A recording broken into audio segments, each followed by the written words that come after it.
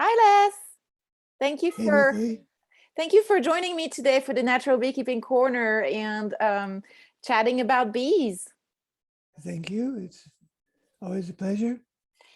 Great. So today we're going to talk about several things. I think you wanted to talk about carrying capacity for local areas for beekeepers, and that also includes discussions about supplemental feeding, good bees versus bees that need help for surviving.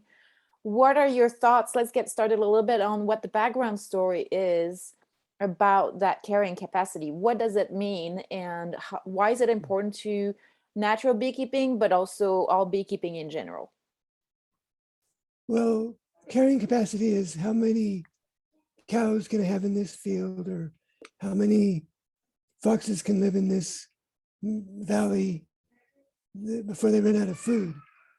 And carrying capacity affects all plants and animals that we know of on planet Earth. And generally, most animals and plants rise to their carrying capacity and then stay roughly at the carrying capacity. It changes a little bit from year to year. Some years are good years and there's more grass for the cows to eat or flowers for the bees to make honey from. And other years are bad years. And so it moves up and down a bit. What brought me to my mind to the attention of this for bees, years ago, I lived in New Mexico, and the city of Santa Fe had quite a few feral hives. And some of them were in nuisance areas, like near schools or something. So there was an opportunity to do bee removals. And then I began teaching classes there. And I spent quite a few years teaching classes. Quite a few people took the class and started keeping bees. And what I noticed was that as more and more people had from 2 to 10 hives in their backyards, the feral bee calls diminished. And some years there was none. We couldn't find any feral bees. And it occurred to me that is it possible that the kept bees are now meeting or exceeding the carrying capacity of the area to support honeybees? And that we are trying to keep more bees in the area than can be. The problem with that is that when we take bees and put them in a beehive, are we taking a feral colony out of existence? Are we competing with the feral bees? And by nature of our help, we're making it harder for the feral bees. So we're just keeping, there's still the carrying capacity, but the majority of the bees are being kept. Now, that's still okay if we keep the long-term biological needs of the bees in our minds as we're breeding bees, because by keeping all the bees ourselves, we run the risk of putting their ability to adapt in our hands. And that means that we can override their natural biological needs. Or subvert them to our goals. Right, because we want honey and we can kill mites. We can give them high fructose corn syrup and pollen substitute. We can put them on a completely artificial path that doesn't have anything to do with nature, and in the long run do them a disservice. We can't even take care of our own biological needs all that well. We have drug addiction, we have food choices. We have relatively little education and research into the study of nature, of biology. I believe that we're going to go into the age of biology, that we've been through the industrial age, the Iron Age, all the different ages. And we went through the industrial age and now the information age. And that's enabled us to do the research that's going to help us delve more deeply into the age of biology. We need to do it quickly while there still is plenty of biology to study. we have a propensity to separate ourselves from nature, to Mhm. sort of dominate and control nature with machines and toxic chemistry. Yep. So for those of you who don't know Les Crowder, actually, I believe almost doesn't need any more introductions. But for those of you who don't know Les is actually a trained biologist. He's also an expert beekeeper. He's been keeping bees for over 55 years. And over 35 years of those have been in natural and or tabar hive contexts. So he's an expert at trusting the bees and leveraging their natural instincts, understanding them, understanding the animal to be able to work with them rather than imposing our human goals on them. So that makes for much more fruitful outcomes with the bees. And as a general rule, they thrive naturally. And Les is really good at, being mindful of their well-being and also how that can be put in the context of what we're trying to do with them for our own goals, but without exploiting them. One of the things that we always talk about is working with the bees rather than imposing our will on them. So I love that you were talking about carrying capacity because be mindful. It's you and I. We work together. That's the other thing that you guys need to know is Les Crowder and I are Be Mindful, and we try to really fit that name and live up to that name because we realize that we are all interconnected, and the bees are kind of a canary in the coal mine and a representation of that interconnectedness. They're really where we touch to that natural and almost wild nature of the bees and still are able to work with them. But that carrying capacity is really critical because it expands not just to the bees, but like you mentioned, all livestock, all animal, all life, including human life, and how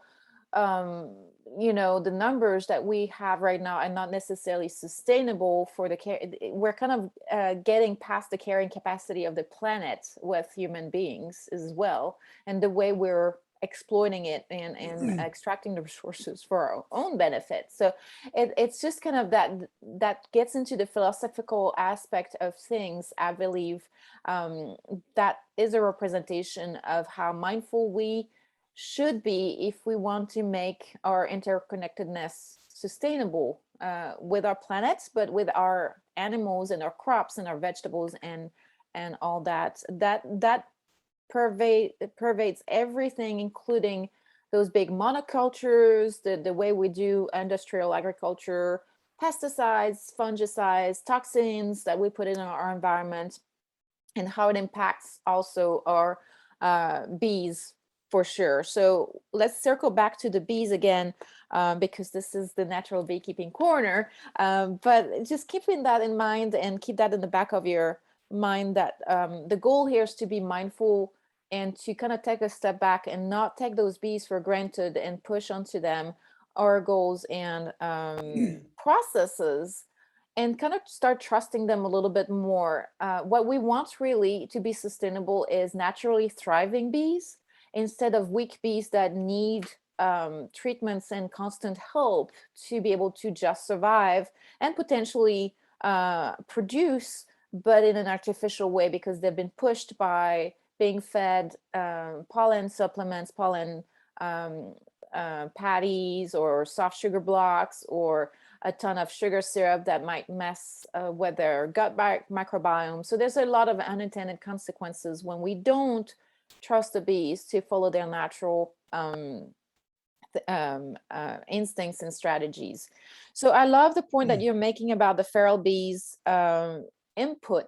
Can you expand on that a little bit more, less the fact Right. that we're kind of like focusing on the bees that are kept and trying to breed for specific traits and for specific things, and we're kind of completely discarding the inputs that the feral bees could be putting into that equation, and which you and I both believe are critical if we want to keep that diversity and potentially some of that ingenuity in finding solutions to the problems that the bees encounter. Right. And you make a good point. You know, a lot of people got into beekeeping recently because they're saying, oh, we're worried about if there's not going to be bees, they're not going to survive. We need the bees for pollinating our food. Mm-hmm. So we need to save the bees. Well, we don't save the bees when we buy a beehive and fill it with artificial food and poison to kill the mites. If anything, we're actually doing the bees a disservice because we're making them less fit to the natural environment by breeding bees that are miticide dependent and feed dependent. We can give them artificial, high fructose corn syrup up the wazoo and then wonder why they don't thrive when there's no high artificial feed. So we have to try to help the bees be adapted to the natural environment and then dance with the flowers and the bees in our territory. And we have to listen to the bees. And I think that it's important to have feral bees because, in a sense, our kept bees get drug into our economics and our beliefs. So if we believe that they can't survive without miticides, we make sure they can, because we give them miticides and they become dependent on the miticides. We've sort of made our prognosis true. Mm-hmm. Instead of letting bees rise to naturally resist the mite and stay strong, we've weakened them.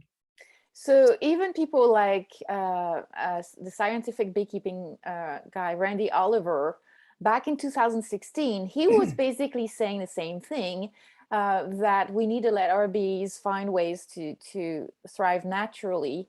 And he also had that same warning that we keep repeating to everybody: if you're going to go with commercial bees, bees that are treated, that need those treatments to stay alive, you're doing everybody a disservice. Because you're not letting the bee, you're not picking from the strongest bee, the bees, the local naturally thriving bees, and then if you decide to go treatment free and you get those commercial bees and you don't treat them, they're going to die, and they're going to be the ones that are going to be potentially creating more problems with their overload of mite populations. So my big question usually, and that's something that I'm starting to kind of ask around every time somebody's got issues with colonies crashing, you see people that are asking, what was your mite count? When did you last treat? And I think that it would behoove us to really ask a different question, which should be, what kind of bees were you keeping? Right. Where did you Where are you get your keeping bees? commercial bees? Where are you keeping treated bees? Because that's really the underlying problem. Right. And we're putting bees on a 2-track system. Mm-hmm. One where they're keeping themselves out in the trees, and one where it's like what we did to cows. There's no longer any ancient predecessor of the cow. The cow is completely a domesticated beast in our hands. And we have cows that can barely walk. They can give 15 gallons of milk, but they can't hardly walk because their udders are so large, they don't clear the ground when they stand up. Mm-hmm. So is that what we want to do with our bees? Breed these bees that are, sit in the hive and just suck on syrup all day? And that sounds extreme, but we've done that with other animals already. So we can do that with bees if we choose to, but I definitely choose not to. And I don't think there's a longevity in that system, that our carrying capacity is going to drag us away from that, either wisely when we begin changing how we do things to adapt and farm and keep bees more in a naturally sustainable way, or we have a catastrophe that forces us to do that. We can't get away from nature. And I don't want to get away from nature. Nature is beautiful. It's wonderful. It's full of flowers and abundance when we live rightly. Oh, you get help. I always have help. And she's explaining something that I'm not sure is quite English. She doesn't speak. I don't always understand her. No. That was very, very fluent in a different language. Maybe she's speaking in tongues. I don't know. I don't know, but she was speaking very fast.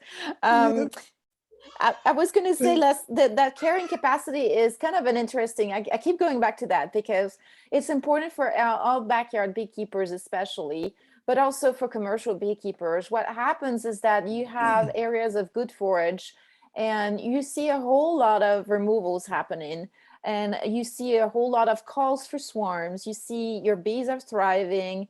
And then all of a sudden you got a lot of the sprawl, the urbanization catches up, and you start seeing fewer calls for swarms and cutouts and removals, and you start seeing that your bees are not bringing as much in. And all of a sudden you've got, for example, a commercial beekeeper that brings in several hundreds of hives in the area, and you see the saturation is starting to change the amount of resources that come in into your colonies. And we had at the Hayes County Beekeepers Association meeting last month a lady by the name of Christine Kurtz. And she mentioned she basically used to keep about 20 colonies, no problems. She never fed, never even gave them any sugar syrup. And that was fine until the commercial beekeepers came and brought over their hundreds of colonies in that area to overwinter. And at that point, she saw, colonies were dying because they didn't find any food. So she decided to bring down the number of colonies that she had down from 20 to 2. And those 2 are actually faring okay. So there's something to keep in mind. We don't keep our bees in a vacuum. And I'm not saying that what the commercial beekeepers are doing is wrong. I'm saying they've got their own goals. However, it's important to realize that our colonies are not the only ones in the area. There are other colonies, and with the popularity of beekeeping increasing, you're getting a lot more pressure on the food sources and a lot more competition for the food sources, not just only on our bees, our honeybees, our kept bees, but on the feral populations. That kind of links to those decreases in swarm calls and removals and cutouts, but also on the native bees. And if we want to be mindful, we have to keep that in mind, because the native pollinators are definitely competing with our honeybees, and our honeybees are basically generalists, and they will forage very efficiently, I might add, onto all kinds of flowers. And when some native bees are only foraging, and some butterflies and other pollinators are only using specific flowers, and then they have to compete with that pressure. So that really is a double whammy on the ecosystem, and we want to keep that in mind. But Les, how do you go by? So we're trying to be practical here. What should we tell beekeepers, and especially backyard beekeepers that are the vast majority of beekeepers in the United States, really, on how they can mitigate those issues and what they should look for, and how they can improve their stock by potentially breeding away with the bees that are weak and just kind of keeping the survivor bees? What's your thoughts on that? right. Well, first of all, Michael Bush and I years ago were at a meeting somewhere, and we got to talking, and he made a point I really like. I read that in your post. It's a really good point. If you have a situation where your bees are going to die because they're starving, that's an emergency, and you should feed your bees. But if you have that emergency in most of your beehives, most every year, it's no longer an emergency, it's mismanagement. Or it's chronic problems with your bees. Yeah, well, yeah. And it means it's very possible that that's where you've exceeded carrying capacity. Now, if you have a couple of hives in your backyard, that's probably fine. That's not all that much to add to the bees in the neighborhood. But which kind of bees do you have? And what can you do if you've had to get commercial bees that you know are susceptible? What I mean, you can try, first of all, to find bees that aren't before you even get started. And that can be a little bit hard, but it's worth the effort because there are people that are breeding bees, or there are ways to get bees by putting your name on swarm lists that have a better chance at surviving Mhm. than just buying commercial and treated bees. By the to- way, if I may, bee-mindful.com/resources. We have a list, a map of untreated stock providers or educators. And then you can kind of see if there's anybody in your area that's selling bees that are locally adapted, because that's important as well. They will do better than bees that have been imported from other states, and that are treatment free, that are not treated, that are naturally thriving. And so if you go there on that map and you kind of look around, and you might be able to find somebody that provides those bees and that sells those bees that are adapted to your area. But if you don't, what do you do, Les? Well, one thing I like to tell people to do is to go for what I call the F1. So you've got some bees. If they can build up when the times are good, keep them in a small box so they fill up fairly quickly. The Small Hive Initiative, the Tom Seeley, you can Google him anytime, Seeley. And he shows that bees prefer to be in a smaller box than we tend to give them. So in our case, we use the half hive, half of a top bar hive. That's That's about enough, 15 bars, right? 15 combs. And that's plenty for them to get through the winter, but it isn't enough for them to make all the bees and honey they might make if they could really go. Well, But wait, that wait, what that wait, does is Les. They might, but we have to manage them differently. They can make all that honey still, right? yeah, they still make honey, but it often encourages them to get swarmy. And that's a good thing because then when we see queen cells, we can make a divide. And now that daughter queen is going to hatch or emerge, and she's going to go out and mate with the local feral drones. And Tom Seeley also pointed out that when you look at the drone congregation areas, turns out the feral drones have a higher saturation of the drone congregation areas because they're stronger. That's right. They Better aren't fed. they're better fed. They're not treated with miticides that turn out to be bad for the drone, well, bad for bees also. So that means your bee daughter, the daughter of your queen, is going to mate with feral bees, and that's going to bring her back to the locally adapted, mite resistant bees that are in your neighborhood. And we have great bees in this neighborhood for that. We have bees that really know how to get through the Austin, San Antonio climate, and they're tough on the mites. They're mite resistant. We have bees that, like you've got your Warre hive that you haven't touched for years. I just checked on it. It's doing fine.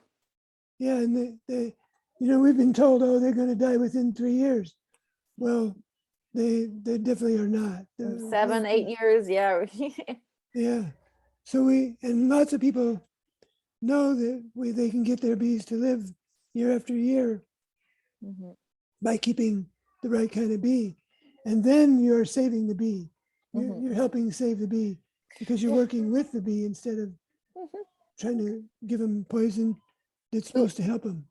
Those local mutts is what you want when you want strong bees, naturally thriving bees, is local mutts. And I got into an argument not that long ago about, we used to call those survivor stock, local survivor stock. And somebody said, well, I don't just want my bees to survive, I want them to thrive. And to their point, I think that we should say what we see is those local mutts are naturally thriving and they're not needing any help to do so. So I don't think that we should use that term survivor. They are more than survivor. They're naturally thriving.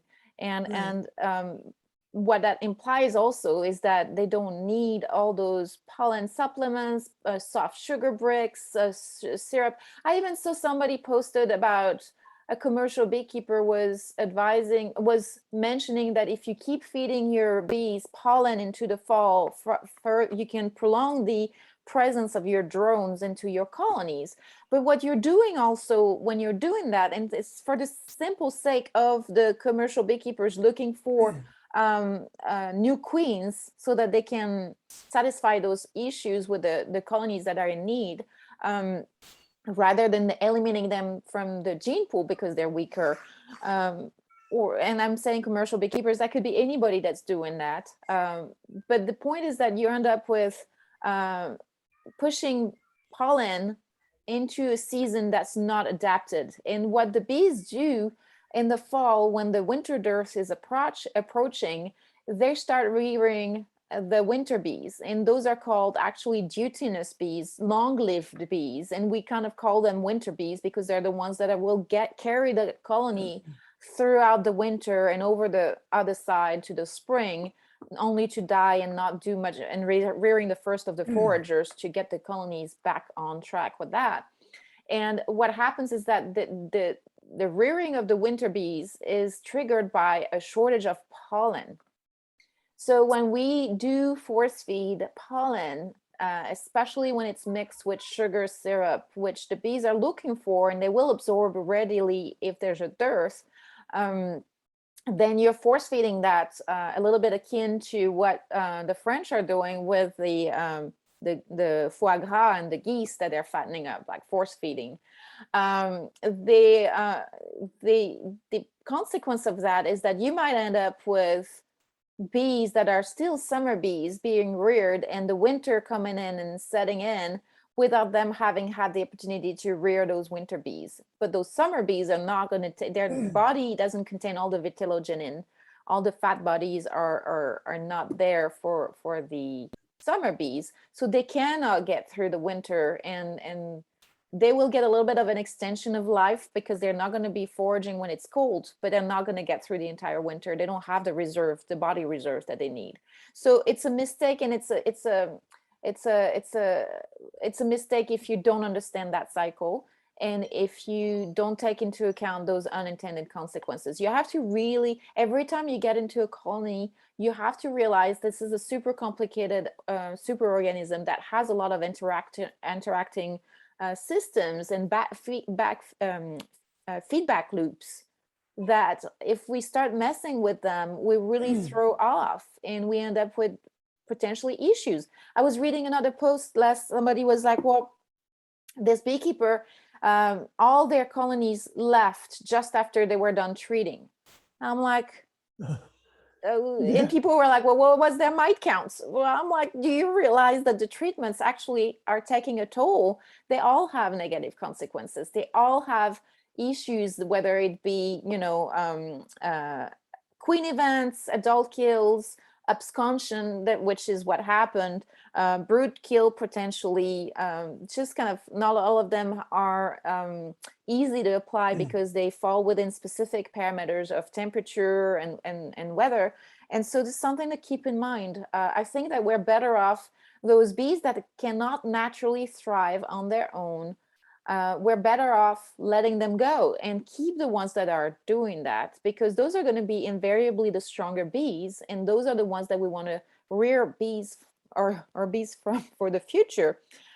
I think that there's something also to be said about designer queens, the artificially inseminated queens, or the Carniolans, Russians, Caucasians, whatever, kind of like everybody's kind of going for the silver bullet, the golden queen. And I think that it's the bees are going to eventually cross over and swarm, and you're going to be left with a queen that's not really the genetics that you had initially. So you might as well kind of get with the ferals in the local mutts and the naturally thriving. You're going to be better off than getting designer genetics anyway. And the other aspect of that, you touched upon this, excuse me, Les, is that even if you have, let's say, poor genetics with treated commercial stock that's you're trying to work with, and it's not looking like it's doing so well, the first thing you can try is by letting them rear a new queen from even the eggs that they have. Pinch the queen if they have eggs, let them rear a new queen. That's going to go mate with your local drones and get some of those genetics in and introduce some of that resiliency already in your stock. And that's very, very important to know, especially if you don't have access to those treatment-free bees that we were talking about, if you got nobody near you. Right, Les? Right. And that's how you start breeding your own bees in your own neighborhood.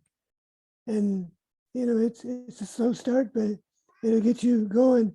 And it may, in a very short amount of time, turn your bees around. Because that queen will, if all goes well, then she'll start laying and she'll have mite resistance in her, and they'll clean up the hive, and the hive will begin to thrive.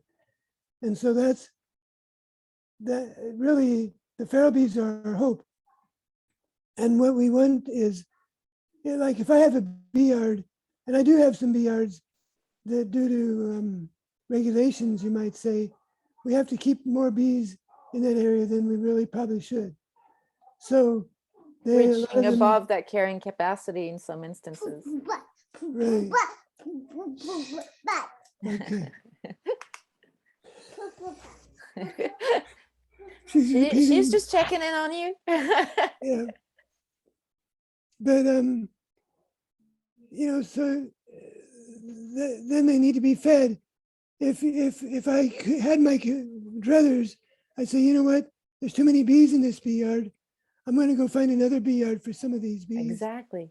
I'm going to spread them out a little bit, cut this down to 5 or 6, and see how it does. And hopefully that's reaching more to the carrying capacity. So that's listening to your bees. That's not saying, I need 20 beehives here for this or that reason. It's just saying, how many beehives should I have here? And let nature tell you. And, you know, farmers are pretty famous at, oh, next year's going to be better. And then try to not be too overly optimistic. Yeah. Try to be realistic.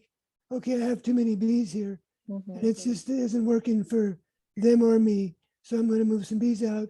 And I'm going to go find a better place and keep some bees somewhere else. Right, move them to better forage. So that's the other thing. Even if you're looking for production of honey, which to be honest, and for the sake of full disclosure, Les and I, you and I, we're not really looking for that. We're growing bees rather than we are producing honey. But if you are interested in honey production, which a lot of people start beekeeping for that reason, keep in mind that if you put too much pressure on your environment and you have too many colonies, their production is going to decrease anyway. And to maintain it, you're going to end up having to feed them, which is expensive. It's time consuming. It's not good for the bees. And I think that in the end, it's a lost cause. Whereas if you keep fewer in one yard and you're getting almost as much honey without having to feed them anything, right? Then at that point, what's the trade-off? Keep that in mind. Don't keep pushing your animals to produce for you if the carrying capacity is reached.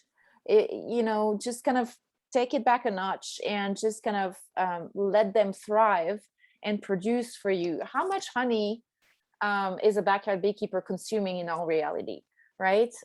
With a couple of hives that are thriving, that's much more than enough for a family. Right. If you're trying to sell honey and produce a whole lot more, then just stay below the carrying capacity for your yard and then find other yards. There's plenty of people that would love to have bees on their land, even for free, especially for free, but even they may be willing to pay you for your hives that have better forage, right? Right, and that then behooves, if you're going to go into that, you should learn about your area. There are areas that do, like even right here in Texas, we know of areas where they don't do very well and where they tend to do much better. So look for those really good areas where the bees do better to set up another bee yard somewhere where they can produce more honey. And then it brings me to a whole different subject, but resist the temptation once you've oversold your honey to buy honey and package it as if it were your own and resell it. Because that just, I hate to bring that up, but that happens so often.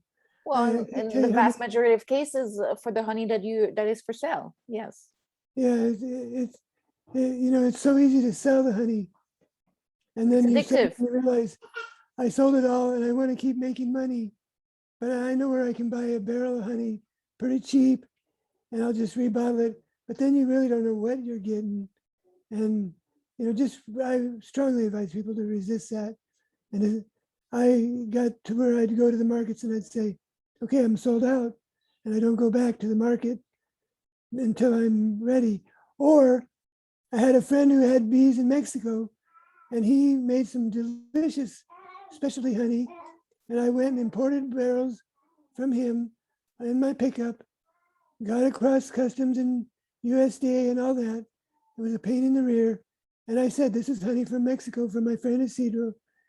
And I was honest about it, at least, right? Exactly. No, you have a what for those of you who don't know, the honey industry is full of shenanigans, and a big scheme is especially when what you see in the grocery store is mostly part of that scheme, but that happens also in local larger boutique beekeepers that are selling their honey and very often are mixing it with imports and things like that. So you get a lot of packer producer packers, or I forget what the names are, but basically they buy bulk from sources from all over the world and they import it, and a lot of people buy wholesale from those and will either mix it with their own honey or just simply rebottle it and put their name on it. It's not a very ethical practice, but just about every beekeeper that I know that sell with a volume does that. And if you don't disclose where that honey is coming from, I don't think that's ethical. Well, it's illegal. Consumers don't realize that when they buy honey, very often, especially in a grocery store, it is not necessarily honey. Right. And I knew people in New Mexico who are no longer there, but they were bottling high fructose corn syrup with a little honey and molasses. And they give it a test. And so, you know, it just gets so tempting. Mm-hmm. But it's you sleep so much better if you just produce your honey, sell it, say, okay, now I'm out. And it makes your honey more valuable Mm-hmm. because then people Yes. know that they trust you and they come back whenever you have more honey, they're quick to buy it and they appreciate and respect you for your honesty. Mm-hmm. So it's just better all the way around for everybody. Yes. So go for the quality and higher prices rather than the volume, right, is what I would say. You're not going to compete with the Walmart of honey No.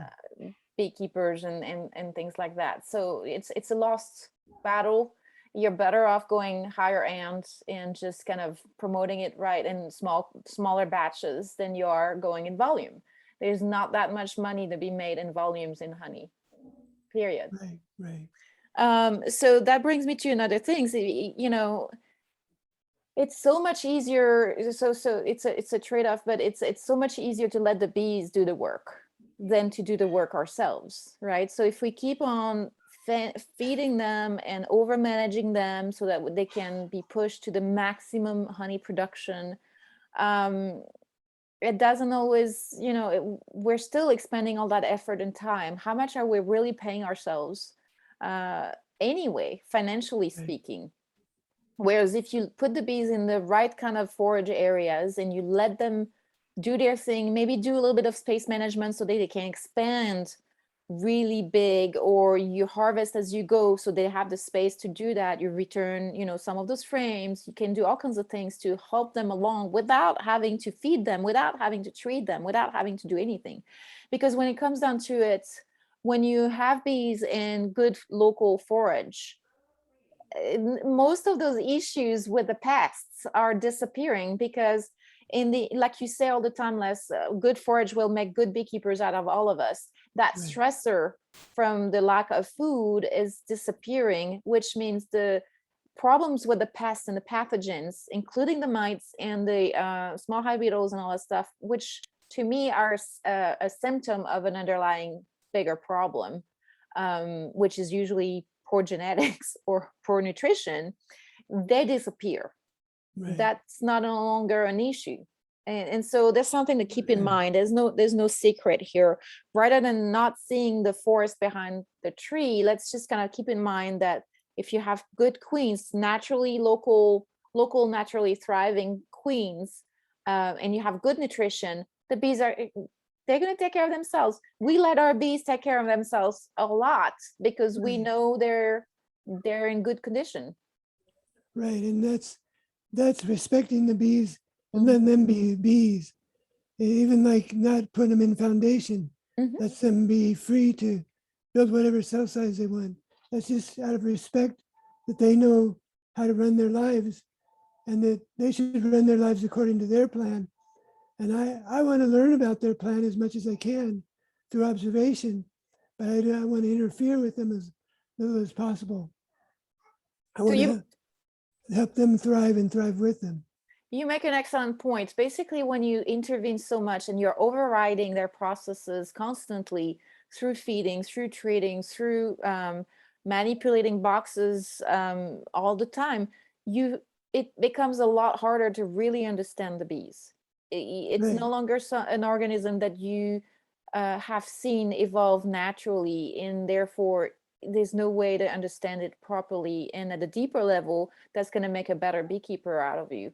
You're all of a sudden you're on a plan to do things your way, and just some of the bees will make it through and some of them will not. Whereas if you leveraging and understanding the superorganism really deeply, there's higher chances that you're going to help them along the way and they'll do the work. They'll be thriving on their own. Right. And same with the mites, if we help them with the mites, they don't learn to thrive on their own, and we can help the mites and the bees. We're in a dance with mites and bees. We can't get the mite out of the dance, so we have to accept her as a partner in our dance. And how do we live and thrive? I think we know it's very possible for us all to thrive, even with the mites. The mites are not my enemy anymore. Hive beetle, I no longer run around, oh, squish, squish, I got to kill all these hive beetles. I feel like hive beetles have a place. Right. And we have to accept them. So that's the essence of biology and understanding those principles. The way that Kirk Webster has also described before, you can leverage those pests and predators and pathogens to your advantage, to the bees' advantage, by putting that pressure in a way that's balanced enough. Your bees will develop strategies. They will be stronger for it. That pests will lose some of that virulence and things will come into balance. And there's plenty of colonies that we have that have high mite counts because we started counting mites, and they still overwinter, they still thrive, they still do their thing. It is not necessarily the end of the world. You have bigger issues to contend with when it comes to the genetics of your colonies. So that's the problem. That's the root cause of most issues, is poor queens. They're either inbred or unadapted to your local cycles of weather forage, or they've been poorly mated or poorly, they were, so there's several gradients of qualities of bees, but basically what you want is swarm cells, queens that were fed to the wazoo. They were gorged on food. They're super fat and super strong. They're more able to go mate with stronger and a lot more drones and bring in more of the diversity. And they're going to be more likely to come back, and they're going to be more likely to perform for the colony and just kind of give them a plethora of sister cohorts and half-sister cohorts that are going to bring in a lot of the adaptability to the various issues that can be happening in their environment. That's having all those tools in your bag that's really gets the colony stronger. And there's something to be said, Les, what do you think about grafting? So my big thing about grafting is that you're basically picking larvae that are been hatched for a few hours, big enough for you to see them or big enough for you to transfer them to cells. Even in some of the cases where you're having those eggs in the cells and you're not doing that. The problem is that the conditions are not swarming conditions. They're not, the bees were not in that mode where they were feeding those larvae from the get-go, royal jelly over worker jelly for every hour counts at the exponential growth of a larvae, right? So those few lost hours or the lack of swarming conditions makes for inferior queens as far as I'm concerned. And that means that your best bet is to really, if you're going to rear queens, is to leverage the swarming instinct if you want the best possible queens. They've been known to be bigger, fatter, stronger, better quality than anything else that we do. Right, Les? Right, right. What are your So, thoughts on that and that emergency versus swarming conditions and grafting and all that stuff? well, my favorite way to raise bees is to let them come through the winter, maybe rearrange them a little bit in the spring to put the honey in front, give them room to expand to the back if that is needed. That's horizontal beekeeping, by the way, for those of you Right, who are using Langstroth. Yeah. right. And it's like reversing the boxes in Langstroth, although it's much more disruptive in Langstroth because you often tear the brood nest apart. Yeah. But I won't go into my Yeah. fight about Soapbox? Langstroth. But I'll just try to avoid trashing Langstroth too badly. But then let them get to the point where they just naturally start building queen cells, and then make a divide. And if you have 4 or 5 combs with big queen cells on them, you use those queen cells in other places, make little divides, and give them each a good queen cell. That's the best way to. That's letting them do it practically themselves. But just watching the timing and making sure you didn't get there too late. And that means I'm really dancing with the bee. She starts to step and I move my foot out of her way. And then I step and she puts her foot right in my box. And so that's my preferred way. And then it depends on the nature of the flowers and the weather. It's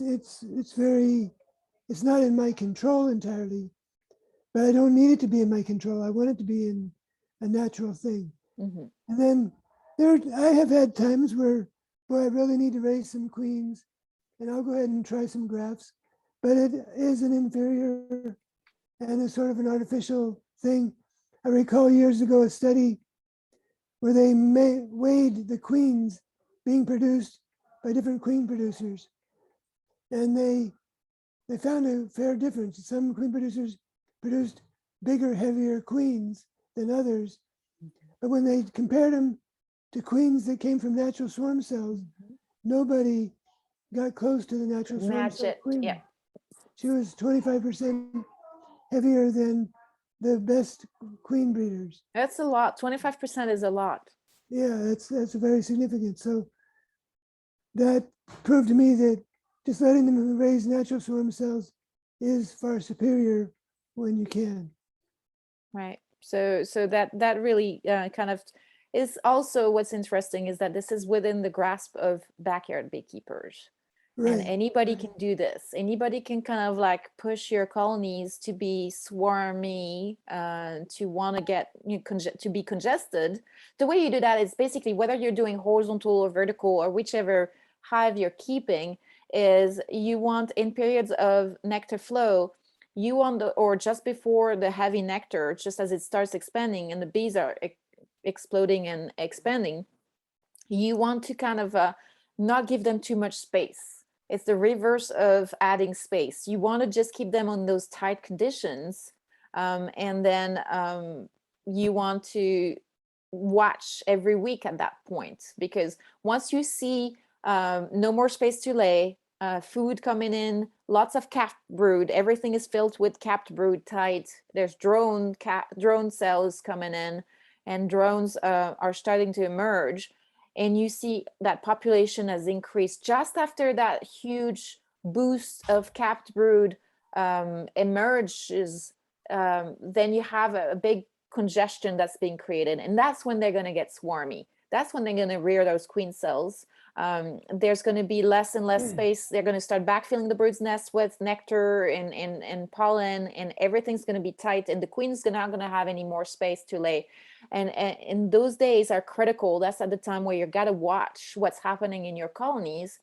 And then as soon as you see those those queen cells being used, those queen cups being filled and larvae in them and jelly in them, you've got those swarming conditions. So there's two things. There's people that are using foundation and people that are using foundationless. Obviously, it's easier to cut out those queen cells out of foundationless, and they will probably make them in higher quantities and in areas that are more accessible to the beekeeper on foundationless. But what do you, I mean, between that and the foundation, how do you, what do you do as soon as you see those queen cells? What's your process? As soon as, so I check once a week, like you say, during swarm season in hives that are restricted. And it's a quick check. You just lift up, and I prefer mostly to work with top bar hives, but I can just split two laying boxes and look at the underside. You mainly want to look at the bottoms of combs. Crack the box to the side. You pull it to the side. You Right, don't even pull the frames. No, I just look underneath it. If there are queen cells hanging down from above, well, okay, it's time. Or in the top bar hive, I left 2 or 3 combs at a time sometimes. I just quickly look along the bottom and the side margins, and I'll see those queen cell cups. And as soon as they're occupied, I go ahead and just make the divide right then. 4-comb divide, where I pull the queen, 2 combs of cap brood, in between 2 combs of mostly honey and pollen, brush in some extra bees, put them back. Now, if I have 3 or 4 combs with queen cells, I may have a way to make another divide and put the queen cell in some other hives, and that's good.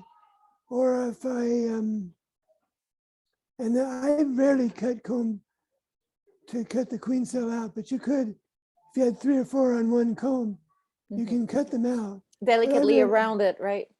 Yeah, but I rarely do that. I mostly leave the comb intact, and I go ahead, because nature always is redundant. They always raise more queens than they need. So if there's 2 or 3 on a comb, I give all 2 or 3 to the next existing hive or whatever. Yeah, and if you're requeening for the sake of getting better genetics and better queens, you got to take that other queen that you're removing out and then give them that frame or bar with the queen cells on it. Right, right. So then you have your poor queens marked. You just go get them and pinch them and put in a queen cell. Or you have a hive that you could divide up a little bit more and give them a queen cell and let them get started and see how they do. Yeah.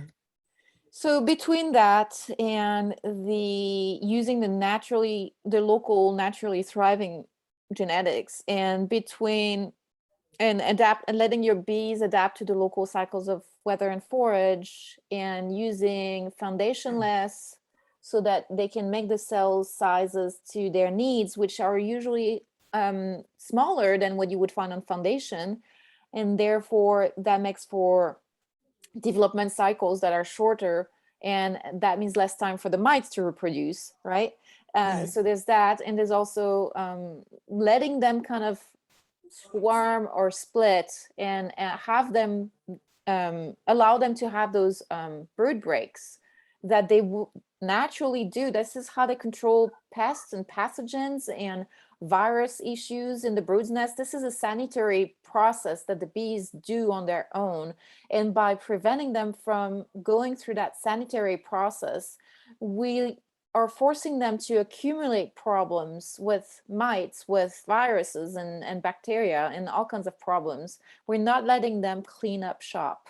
We're not letting them clean up their nursery. So that's these are the 3 strategies that are critical if you're trying to go naturally with your bees and have them thrive naturally.